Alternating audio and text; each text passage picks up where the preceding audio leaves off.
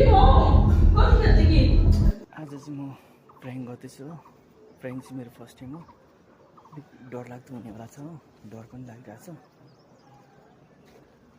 सानो छोटो भनेपछि किनभने अलिकति बुनु चाहिँ अलिक डराउँछ कि।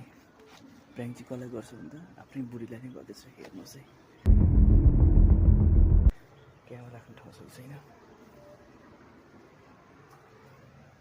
क्यामेरा चाहिँ म यहाँ राख्छु।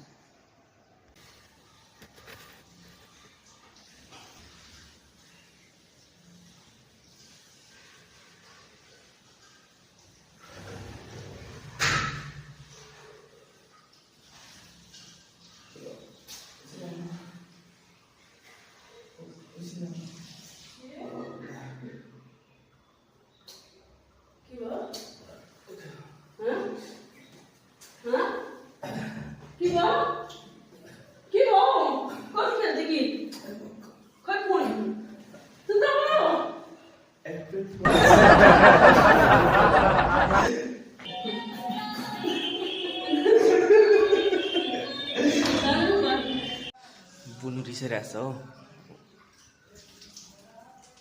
बुनु उता जानु है, उता जानु। यस्तो खालको नि प्र्याङ्क हुन्छ कहिले। यस्तो त हो त प्र्याङ्क त यस्तो कस्तो टेन्सन पो भएको म त के गरौँ कहाँ जानु कसो गरौँ उता जानु। भिडियो गरिरहेको छु यहाँ चाहिँ। प्र्याङ्क गरेको भनेर सोचे तर प्र्याङ्क गरेको भनेर सोच्ने खालकै थिएन। तपाईँ कस्तो सिरियस गइरहेको थियो। देख्यौ प्र्याङ्क भनेको यस्तो हुन्छ नि त।